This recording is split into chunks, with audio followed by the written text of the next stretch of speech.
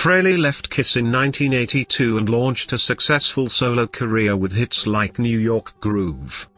Rocker Ace Frehley, the founding guitarist of Kiss who went on to have a successful solo career of his own with hits like New York Groove, has died. He was 74.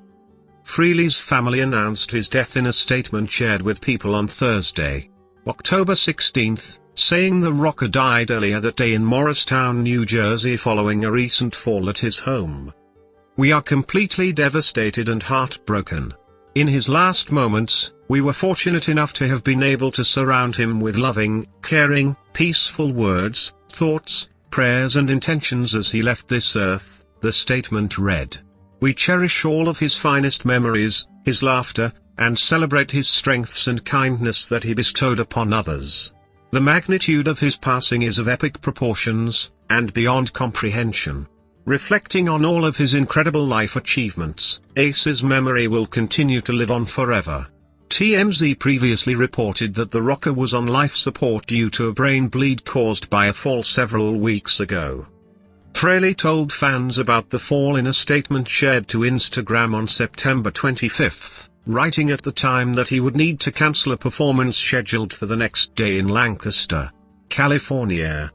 The statement described the fall as minor, and said that the star was fine, but could not travel to the show, per doctor's orders. Ace looks forward to continuing on his tour and finishing work on his next album, Origins Volume 4, the statement read. Then on October 6, Frehley cancelled the rest of his 2025 tour dates due to ongoing medical issues. Frehley, who was born in the Bronx, New York as Paul Frehley, was known for his spaceman persona and makeup in Kiss, which he co-founded in 1973 and eventually left in 1982. Despite a rocky relationship with former bandmates Gene Simmons and Paul Stanley in the ensuing years, Frehley briefly rejoined the band for a reunion tour in 1996, and last played with the group on the Kiss Cruise in 2018. "I've always been a fatalist and believed in fate. When I was 16 years old, I was convinced I was going to be a rock star. Nobody could change my mind," he said in a 2018 interview at Musicians Institute, per Blabbermouth. "Somebody said to me in an interview, what would have happened if Kiss failed? I said, I would have been famous with another band. Nothing was going to stop me."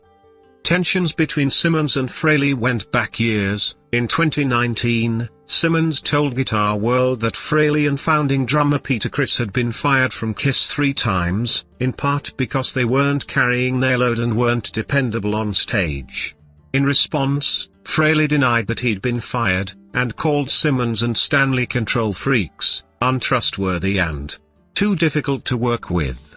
Still, he was inducted into the Rock and Roll Hall of Fame with the group in 2014, with inductor Tom Morello of Rage Against the Machine calling Frehley his first guitar hero. During the induction, Simmons praised Frehley, too, saying that his iconic guitar playing has been imitated, but never duplicated, by generations of guitar players around the world. After leaving Kiss, Frehley formed his own group called Frehley's Comet, which put out 2 albums, and launched a successful solo career that began in 1978 with a platinum-selling self-titled debut. With Space Invader in 2014, he became the only Kiss member to crack the top 10 of the Billboard 200 albums chart with a solo album, according to his biography.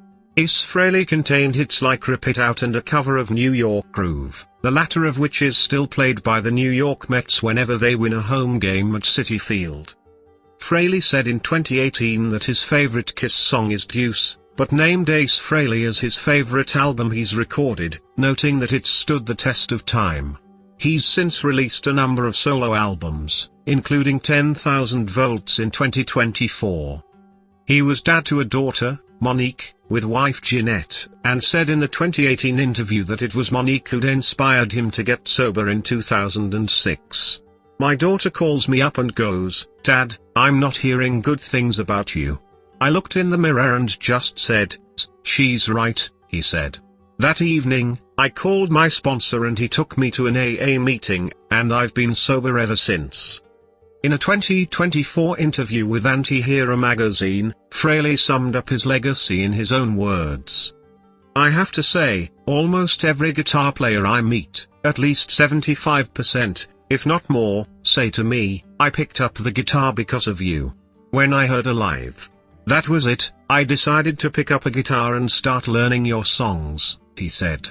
That's going to be pretty much my legacy, that I was able to make the transition from a supergroup like Kiss to being a successful solo artist. Frehley is survived by his wife Jeanette, daughter Monique, brother Charles, sister Nancy Salvner, and a number of nieces, nephews and extended family members.